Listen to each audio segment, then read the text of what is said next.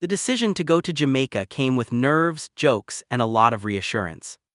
Vin was scared, overwhelmed, and honest about it. John stayed close, Sam planned ahead, and everyone agreed to move at Vin's pace. Comfort items, medication, and safety plans were set before they even left. At the airport, Vin struggled with anxiety and trauma memories. John, Sam, and the rest of the family grounded him, helped him sleep on the plane, and reminded him he was safe. Even when panic surfaced, no one rushed him or minimized what he felt. The flight ended with Vin asleep, held together by trust and patience. When they arrived, the unfamiliar environment hit Vin hard. He admitted he was uncomfortable but trying. The family listened, no pressure, no guilt. At the hotel, Vin needed to lie down and regulate. John helped him, Sam explained the new layout, and everyone respected his limits. Eventually, Vin agreed to try the pool, carefully, supported, and on his terms. Billy held him in the water, grounding him. A deep conversation followed about fear, trauma, and how everyone had coped during the kidnapping. Vin learned just how much they had all suffered when he was gone. The pool became a place of healing briefly. Vin relaxed too much and the pool had to be cleared. He was embarrassed, people stared.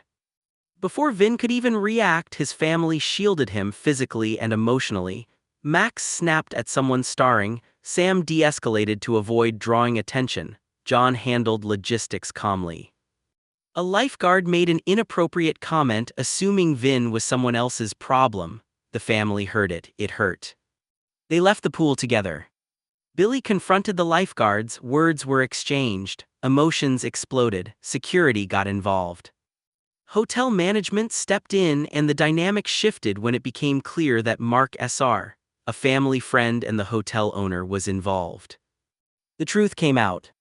Disrespectful comments. Assumptions about disability. Dehumanizing language. Mark Sr. fired the lifeguard on the spot. He apologized directly to Vin and the family. They were welcomed to continue using the pool, but the damage had already been done. Vin admitted he had been embarrassed even before the comments. Mark reassured him none of it was his fault. A different lifeguard, Jessica, took over. She apologized sincerely and treated Vin with respect. Ian later returned, wanting to apologize. Vin didn't want the interaction, but agreed to hear him out. Ian apologized, but when Vin asked why, whether it was genuine or self-serving, Ian admitted he didn't know. That was enough for Vin. He chose to leave, not to punish but to protect himself. Jessica sent Ian home. As John walked with Vin, he asked gently why Vin didn't give Ian another chance. Vin was honest.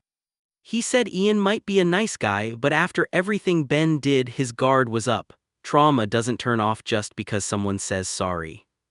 Vin admitted he'd been irritable since arriving because, in the back of his mind, Ben was still there. John didn't argue. That makes sense, he said. They walked in silence for a while. No fixing. No forcing forgiveness. No pretending it didn't hurt. Just presence. Vin wasn't healed. But he was safe.